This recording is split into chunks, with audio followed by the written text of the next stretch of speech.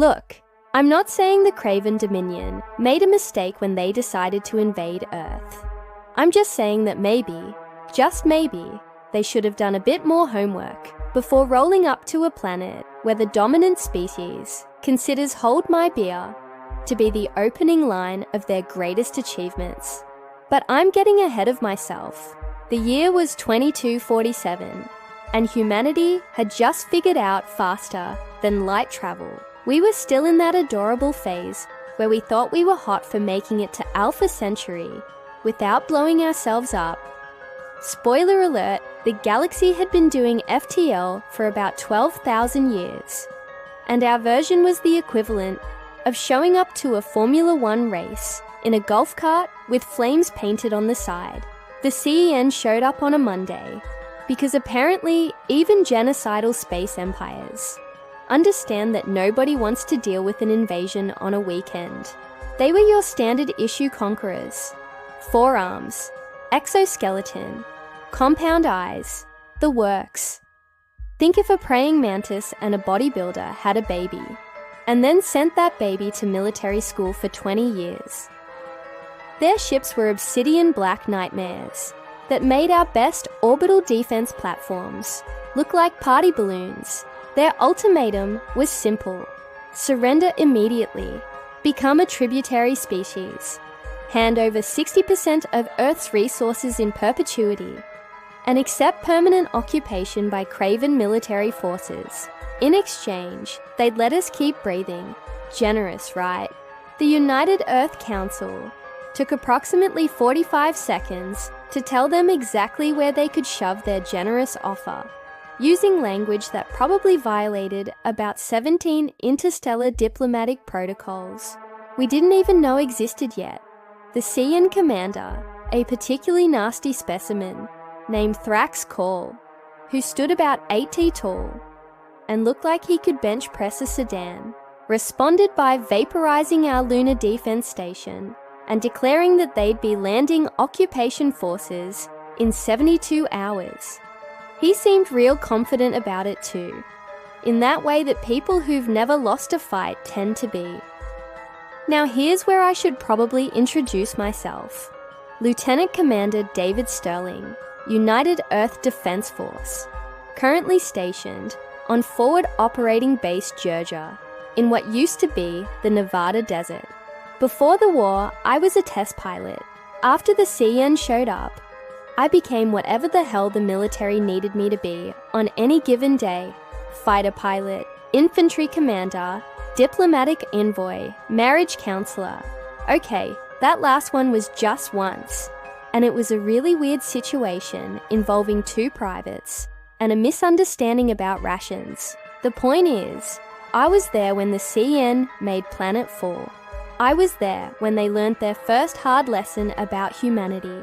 The landing site was just outside New Phoenix. We'd rebuilt after the climate wars because humanity's defining characteristic is that we're too stubborn to stay down. The CE deployment was textbook perfect. Heavy gunships establishing air superiority, atmospheric dropships delivering armored infantry in precise formations, support vehicles creating a perimeter that could probably withstand a tactical nuclear strike. We let them land. I know sounds crazy, but hear me out. See, humanity had been at war with itself for most of its history.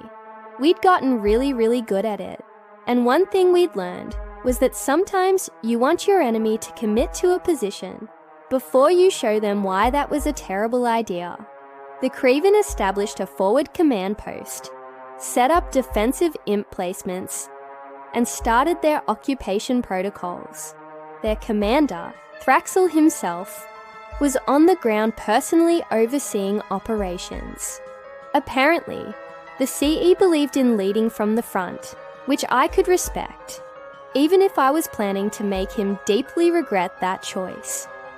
I was part of the welcoming committee, and by welcoming committee, I mean the human delegation that walked right up to their perimeter with a white flag. Beside me was Colonel Emily Hartford, who had commanded more successful defensive actions than most people have had hot dinners. and Ambassador Lu Wei, whose diplomatic career made Machiavelli look like an amateur. The craven guards at the perimeter looked at us like we were insects that had wandered into the wrong neighborhood. One of them, probably the squad leader, based on the extra scarring on his carapace, raised a plasma rifle that looked like it could turn a tank inside out. "Humans," he said, his translator device giving him a voice like gravel in a blender.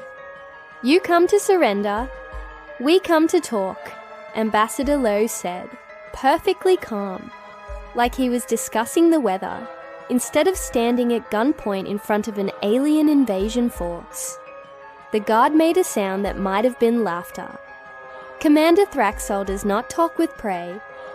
"Then it's a good thing we're not prey," Colonel Hartford said. "Tell your commander that if he wants to avoid turning this invasion into the single most embarrassing military disaster in Craven history, he'll hear us out." You had to admire the sheer audacities. The guard clearly didn't know whether to shoot us or take us seriously. He settled for escorting us into the command post at gunpoint, which was basically what we'd been counting on. The interior of the Craven command post was all hard angles and dim lighting designed to be intimidating. It worked sort of, except humans had been intimidating each other with architecture since we figured out how to stack rocks. This was just rocks with better technology. Thrax was waiting in what passed for a command center, surrounded by holographic displays showing troop positions, supply lines, and probably his fantasy football league standings, for all I knew. He turned to face us, all four arms crossed in a gesture that probably meant something threatening in Crevan body language. "The prey comes to the predator," he said. His translator made him sound theatrical, like a villain in a bad action movie. "This is unexpected. You should be fleeing, scattering, accepting the inevitable." "Yeah, about that," I said, earning a glare from Ambassador Lu that could have stripped paint. "We wanted to give you one last chance to reconsider this whole invasion thing." Thraxskull's mandibles spread in what their species used as a smile. It wasn't comforting. "I have conquered 17 worlds, human. Your species has barely left its own solar system. What could you possibly offer that would make me reconsider?" "Information," Colonel Hartford said. "Specifically, information about what happened to the last 5 species who tried to invade Earth." That got his attention. The holographic displays flickered as he brought up new data. "Earth has never been invaded. Our intelligence is thorough. Earth has never been invaded by aliens," Ambassador Lowe corrected. "But we've been invading each other for roughly 10,000 years. The last species that tried to conquer us was technically also human. The Sino-European Coalition Wars of 2089. Before that, the resource conflicts. Before that, World War II. Before that, World War II. Before that, I understand your point." Thraxcall interrupted. "You fight amongst yourselves. This is common. It does not make you formidable against a superior force." I couldn't help myself. I laughed. Not a polite chuckle, but a full genuine laugh that echoed off the metal walls. Thraxcal's eyes fixed on me, with the kind of focus usually reserved for targeting solutions. "Something amuses you, human. Superior force," I said, still grinning. "Yeah. You know who else thought they had a superior force? Napoleon when he invaded. Russia. Hitler when he did the same thing. The British Empire when they tried to hold on to the American colonies. The Americans when they got involved in Vietnam. The Mongols when they invaded Japan and got hit by a typhoon twice. The Spanish Armada. The Persian Empire at Thermopylae. Should I keep going?" Thraxcall's mandibles twitched. "Ancient history. Primitive warfare. Is it though?" Colonel Hartford asked. "Tell me, Commander, in all your 17 conquests, how many of those species had experience with asymmetric warfare, guerrilla tactics, civilian insurgencies, How many of them had spent millennia perfecting the art of making occupiers' lives absolutely miserable? We are prepared for resistance, Thrax Call said, but there was something in his voice that wasn't quite as confident as before. Are you prepared for a resistance that's been honing its craft since before your species discovered fire? Ambassador Leo asked, because that's what you're dealing with. Humanity doesn't just fight. We've made fighting into an art form, a science, a sport, and a hobby. We study warfare the way other species study poetry. I decided to add my 2 cents. Plus, and I really can't stress this enough, we're insane. I mean that clinically. By galactic standards, humans are certifiably nuts. We jump out of perfectly functional aircraft for fun. We climb mountains because they're there. We invented something called parkour, which is basically gymnastics mixed with trespassing. We keep animals in our homes that could kill us if they felt like it. We eat food spicy enough to cause chemical burns because it makes meals more interesting. Our idea of a good time includes activities that have a non-zero chance of death, and we call it recreation. Thrax Call stared at me. All of his guards stared at me. I'm pretty sure even Ambassador Lou was staring at me. This is your argument. Thrax Call finally said that you are reckless. Not reckless, Colonel Hartford corrected. Adaptable, unpredictable, willing to do things that seem completely irrational if it means victory. Tell me, Commander, has any species you've conquered ever fought back with improvised explosives made from fertilizer and fuel oil? Have they repurposed civilian vehicles into weapons platforms? Have they turned their own infrastructure into traps and ambush points? The silence stretched. Thrax Call was clearly accessing his species' military database, and I could see the exact moment when he found what he was looking for. His posture shifted just slightly. Your guerrilla tactics are noted. He said they will not avail you against orbital bombardment. Right, orbital bombardment. I said, that's your plan B, right? If the ground forces can't handle it, just glass the planet from space. Except there's a problem with that. What problem could there possibly be? You need the planet intact, Ambassador Leo said smoothly. That's why you're here, isn't it? Earth's resources, Earth's position, Earth's biosphere. You don't want a cinder, you want a colony. And that means you need to take and hold territory, which means ground forces, which means you're playing our game now. Thrax's mandibles were fully extended now, a sign of agitation. This conversation is over. You will surrender, or we will break you. One more thing, I said, pulling something from my jacket pocket. It was a simple knife. Nothing fancy, standard military issue. Catch. I tossed it toward Thrax Call, not at him, not threateningly, just a casual throw. The kind of thing you do passing a tool to a coworker. 6 things happened simultaneously. First, every CE in the room went for their weapons. Second, their targeting systems lit up, painting us with enough targeting lasers to look like a rave.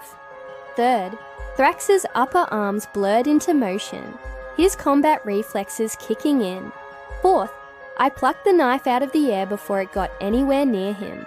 Fifth, I flipped it once, caught it by the blade, and extended it, handle first toward him in a gesture of peace. Sixth, and this is the important one, every single craven in that room went completely, utterly still. The hell was that? Thraxel said, his translator struggling with what sounded like genuine confusion. Human reaction time, Colonel Hartford said quietly. We evolved on a death world, Commander. Everything on Earth wants to kill everything else. Our predators hunted in packs. Our prey had horns and attitude. Our plants evolved chemical warfare. Our weather can kill you in a dozen different ways.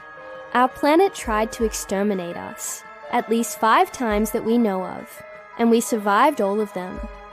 I was still holding the knife out, letting him see the play in slow motion. You thought you were fast. Your species evolved on a garden world. Low predation, stable climate, resources in abundance. You never had to develop the split-second reflexes needed to dodge a falling branch or catch a snake before it bit you. We did. Every human alive is descended from survivors who had to be faster, smarter, and more adaptable than everything else on the planet.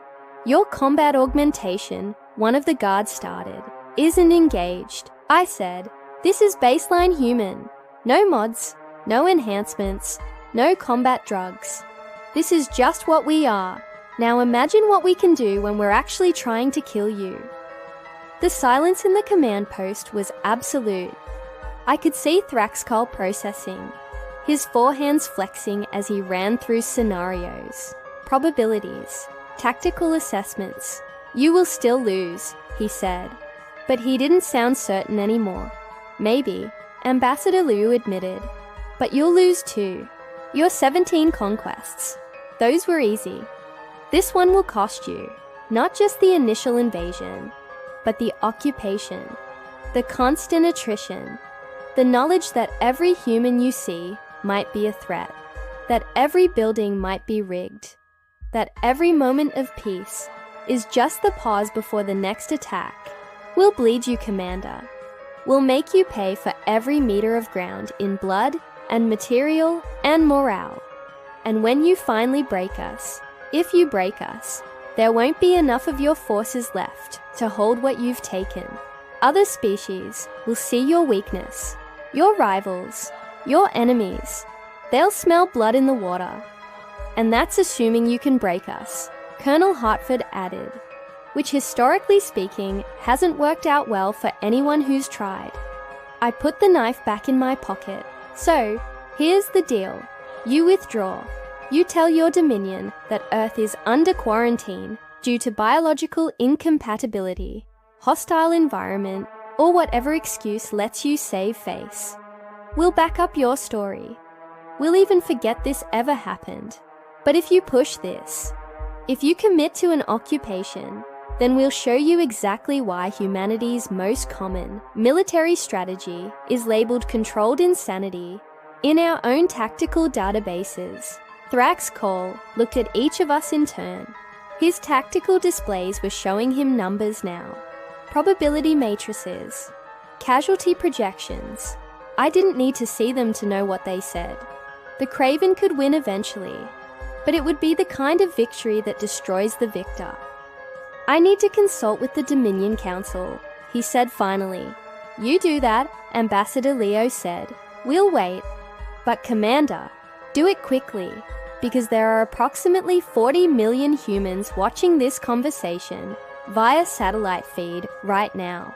And if they think you're stalling to bring in reinforcements, they're going to make the decision for you. And trust me when I say that, you really don't want humanity making decisions without adult supervision. We were escorted out of the command post. The Craven guards looked at us differently now, not as prey, but as something they couldn't quite categorize. Threat alley, crazy people who might do anything. All of the above probably. Back at base, Colonel Hartford pulled me aside while Ambassador Liu went to brief the council. That was a hell of a risk, she said. Yeah, well, we're human, I said. Risk is kind of our thing. The knife catch. You practiced that, right? I grinned about 100 times. Still, felt good to nail it when it counted. She shook her head, but she was smiling. You know, they're going to analyze that moment frame by frame. They're going to realize it was staged. Doesn't matter. The baseline reaction time is real. Everything else we said is real. The knife was just theater, something to make them stop and think about what those facts actually mean. And if they don't withdraw, I look toward the horizon where the CE ships hung in the sky like dark promises. Then we show them that humanity doesn't make idle threats. But I don't think it'll come to that. Thraxra calls a warrior, but he's not stupid. He's running the numbers right now, and the numbers are screaming at him to get the hell off our planet. The waiting was the hard part. The Cravens sat in their forward base for 18 hours while we sat in ours, each side watching the other, waiting to see if this would end in withdrawal or warfare. I spent most of that time with my squadron running pre-flight checks on fighters we all knew were obsolete compared to CN technology. It didn't matter. We'd fly them anyway, because that's what you did when your planet was on the line. Lieutenant Grace Kim, my wingman, was lying under her fighter maintenance panel, cursing in 3 languages as she tried to coax another 5% efficiency out of the power plant. "Think they'll actually leave?" she asked. "Yeah," I said. "I think they will." "Why?" "Because they're professional soldiers. They understand force projection, casualty ratios, strategic value assessments, and right now, all of those calculations are telling them that Earth is more trouble than it's worth. We told them we're crazy. Maybe they think we're bluffing. Nobody bluffs about being crazy." I said, "That's the thing about humanity. We don't need to exaggerate. The truth is weird enough." She emerged from under the fighter, grease-stained and grinning. "Remember the siege of Sievo? Ancient history. What about it? People under siege, snipers everywhere, constant bombardment. And you know what they did? They kept the symphony orchestra playing, held concerts in the ruins. That's humanity for you. We'll throw a party in hell just to prove we can." I thought about that. About the British keeping calm and carrying on during the Blitz. About the defenders of Stalingrad. About every time humanity had faced extinction and responded with defiance instead of despair. "Yeah," I said. "We would. We absolutely would." The Craven answer came at hour 19. Their ships began withdrawing, pulling back from the planet in perfect formation. Thrax Cole broadcast one final message, and this time there was something almost like respect in his translated voice. The Craven Dominion acknowledges that Earth is strategically unsuitable for occupation at this time. Your world will be placed on the restricted access list, pending further evaluation. Do not interpret this as weakness, humans. We could destroy you. We choose not to. Remember that. Colonel Hartford watched the ships disappear into the upper atmosphere and snorted. Right, they choose not to. Whatever helps them sleep at night. Let them have their dignity, Ambassador Lowe said. They're withdrawing without a shot fired. That's a victory. Is it? I asked. They'll be back. Maybe not them, but someone will. We've announced ourselves to the galaxy now. We're not hiding anymore. Then we'll deal with it. Colonel Hartford said, the same way we always have, with entirely too much confidence and just enough crazy to make it work. The news spread across Earth in minutes. Humanity had stared down an alien invasion and won without firing a shot. The celebrations were predictably insane. Fireworks, parties, spontaneous parades. Someone in Mumbai organized a flash mob that recreated the alien landing in interpretive dance. It was weird. It was inappropriate. It was absolutely perfectly human. I was back at base filing reports when I got a message from an unknown source. It was text only, untraceable, routed through about 50 proxy servers. Impressive performance, Lieutenant Commander Sterling. You should know that 17 other species are currently reviewing footage of your encounter with Thrax Call. Your species has gained a reputation as unpredictable and potentially dangerous. This may protect you, or it may paint a target on your world. Time will tell. Regardless, well done. No signature, no identification, just that cryptic message from someone or something watching from the shadows. I deleted it and went to find a drink. The officers' club was packed. Everyone either celebrating or trying to process what had almost happened. I found a quiet corner and a bottle of something that probably violated several health codes. And I let myself think about the day. We'd won. We'd actually won. not through superior firepower or advanced technology, but through the reputation of humanity's sheer, bloody-minded refusal to go quietly into the night, through the knowledge that occupying Earth would be like trying to hold water in a clenched fist. Possible maybe, but requiring constant pressure and attention and resources that could be better spent elsewhere. David Sterling, the man who stared down the Craven Dominion, a voice said. I looked up to find Captain Rachel Okonkwo, commander of the Orbital Defense Forces, sliding into the seat across from me. How's it feel to be a hero? Like I need this drink, I said, pouring her one. And like I got really lucky. Luck had nothing to do with it. That was calculated start to finish. The psychology, the theater, the message. You made them afraid. Not afraid. Uncertain. There's a difference. Afraid enemies do desperate things. Uncertain enemies do careful things. We wanted careful. She raised her glass. To humanity, the galaxy's most concerning species. I clinked glasses with her. We prefer aggressively unpredictable. That's the same thing. Yeah, but it sounds cooler. We drank in silence for a moment, and then she asked the question I'd been asking myself all day. What happens now? We've shown the galaxy that we're dangerous when cornered. How long before someone decides we need to be eliminated? Before we become a real threat? It was a fair question. A terrifying question. And I didn't have a good answer. Then we do what we always do. I said finally. We adapt. We improvise. We overcome.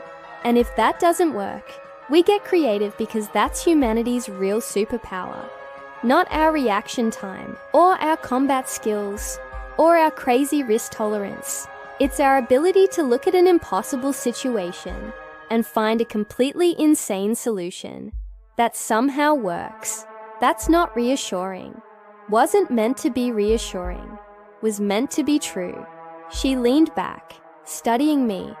You know what the scariest part of today was? It wasn't the alien ships, or the weapons, or the threat of invasion. It was realizing that we were ready for it.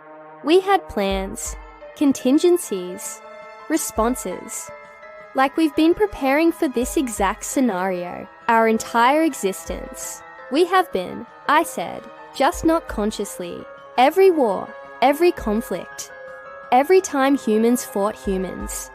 We were training for this. Learning how to fight against intelligence, against creativity, against adaptability. The Craven conquered 17 worlds, but none of those worlds had been fighting themselves for 10,000 years. None of them had our institutional knowledge of warfare. None of them were us. That's either the most comforting or most disturbing thing I've heard all day. Why not both? The party went on around us. Humans celebrating in the way only humans can. Too loud, too enthusiastic, too confident in their own immortality. Tomorrow we'd wake up hungover and start preparing for whatever came next. But tonight, we'd earned this. Frax recalls ships reached the edge of the solar system and jumped to FTL, heading back to whatever corner of the galaxy the Craven called home. In the command post we'd visited, technicians were breaking down equipment and erasing data, removing all trace of their presence. In the Craven Council chambers, far away, Thraxcall would be delivering his report, explaining why Earth was more trouble than it was worth. And he'd be right. Earth was trouble. Humanity was trouble. We'd been trouble for our entire history. And we weren't about to stop now. 3 months later, Earth received its first official contact from the Galactic Assembly, the actual governing body that most of the civilized galaxy recognized. They wanted to talk about Earth's incident with the Craven and discuss humanity's application for associate membership status. I wasn't involved in those negotiations. That was way above my pay grade, but I heard stories. Apparently, Ambassador Liu opened the first meeting by asking if the Assembly had any worlds they needed pacified. because humanity was getting bored and might start looking for new challenges. The assembly representative, avian species with feathers in about 17 colours, apparently went very quiet at that point. That was a joke, Ambassador Liu clarified. Was it? The representative asked. Probably, Liu said. But let's not test it. Humanity was granted associate membership with a bunch of conditions and restrictions, most of which boiled down to, please don't start any wars. And seriously, please don't start any wars. We agreed because we're team players when we want to be. But the galaxy had learned something about us. The Craven had done us a favor, really. They'd shown everyone what happened when you underestimated humanity. They demonstrated that humans weren't just another species to be catalogued and dismissed. We were players now, whether we wanted to be or not. I ended up getting promoted, which meant more paperwork and fewer flight hours. Lieutenant Commander became Captain. I spent more time in meetings than in cockpits, which I hated. But someone had to represent the why humanity is like this perspective to the brass. 5 years after the Craven incident, I was back on the ground, this time at the opening of Earth's first off-world embassy. We'd established formal relations with 17 different species, including, and this was the awkward part, the Craven Dominion. Thraxel was there as part of the Craven delegation. We hadn't seen each other since that day in the command post. He approached me at the reception, moving with that same predatory grace that had been so intimidating 5 years earlier. Captain Sterling, he said, his translator device much better now, giving him a voice that sounded almost natural. I hear you have prospered. Commander Thraxcall, I said, shaking one of his forehands, in the way we'd learned was polite. I hear you didn't get executed for withdrawing from Earth. His mandibles spread in what I'd learned to recognize as amusement. It was a near thing, but my report was thorough. The Council eventually agreed with my assessment that humanity is more trouble than we're worth. That humanity is trouble in general, but potentially valuable trouble. There are species in the galaxy that need troubling. The Dominion has found it useful to have humans available for consultation. I raised an eyebrow. Consultation? You understand conflict in ways we do not. Your perspective is unique. Disturbing, but unique. He paused, and when he spoke again, there was something almost like warmth in his translated voice. I have studied your species extensively since our encounter. Your history, your culture, your military philosophy, and I find myself grateful that we are allies rather than enemies. I have seen what humans do to their enemies. I prefer not to be on that list. Smart, I said. I have one question, if I may. Sure, the knife. You practiced that catch, didn't you? It was theatre. I grinned. Absolutely. Rehearsed it until I could do it in my sleep. But here's the thing. The catch was theatre, but everything it demonstrated was real. The reaction time, the hand-eye coordination, the combat adaptability, all real. I just packaged it in a way that would make you think about what those abilities mean in a combat situation. Thraxcall made a sound like grinding gears. You manipulated me. I made you think there's a difference. Is there? Not really. No. He studied me for a long moment. You know, Captain, in Craven culture, there is a saying, the warrior who wins without fighting has won twice. I did not understand it until I met your species. We have a similar saying, Sun Tzu. The supreme art of war is to subdue the enemy without fighting. Of course you do, Thraxel said. Of course you have a philosopher of war. Why would you not? Around us, the embassy reception continued. Humans mingling with aliens. Each side trying to figure out the other, building bridges of understanding that would hopefully prevent future conflicts.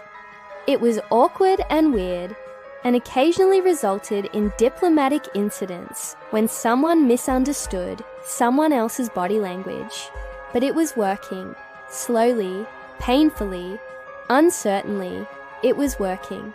"Can I ask you something?" I said. "Of course." "Why did you really withdraw?" "The truth. Not the official report. Not the strategic assessment." "Why?" Thraxcal's mandibles closed, a sign of serious consideration. When he spoke, his voice was quieter, more personal. "Because when you caught that knife, when I saw how fast you moved, how casual it was for you, I realized something. You weren't showing me your best. You were showing me your baseline. And I thought about fighting an entire species of beings who could do that without even trying, who could adapt and improvise and find solutions I would never consider, who would make me pay for every victory, turn every city into a fortress, every citizen into a potential threat." He paused. "I am a warrior, Captain Sterling. I understand combat. And I understood that fighting humanity would be like fighting the sea. I might win battles. I might hold ground. But eventually, inevitably, I would drown." It was the most honest thing I'd ever heard from a Craven. Maybe from any alien. "For what it's worth," I said, "I'm glad you made that choice. War is easy. Peace is hard. You picked the hard option because you gave me a reason to. You showed me the cost of the easy option." We stood there, human and Craven, former enemies now, something like colleagues, watching our respective species try to figure out how to coexist. It wasn't perfect. It probably never would be, but it was better than the alternative. Later, much later, after the reception ended and I was heading home, I got another one of those untraceable messages. Different server route, same anonymous source. The galaxy is watching humanity with interest and concern.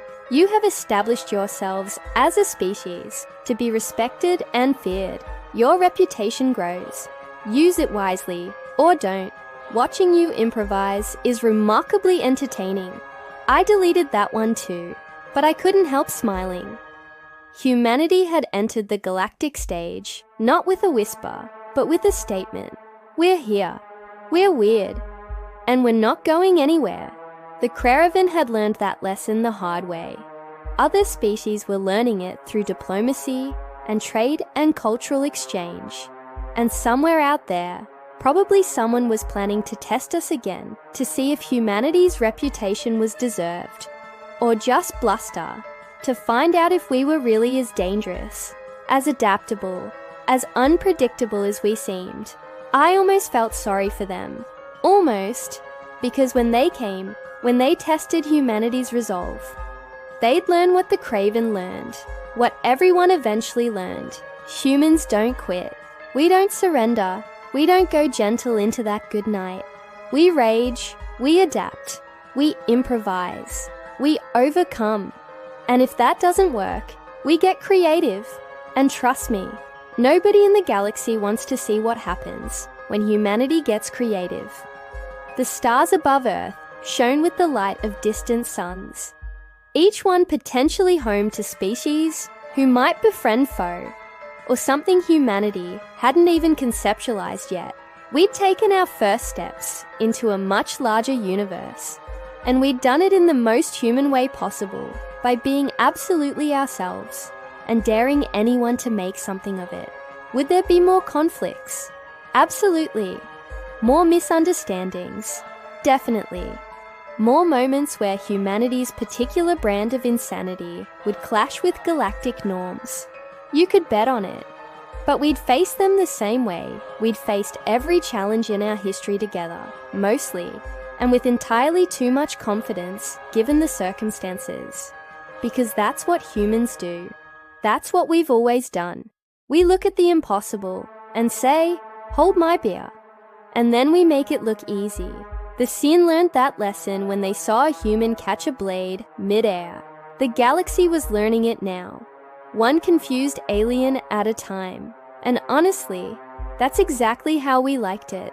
The end.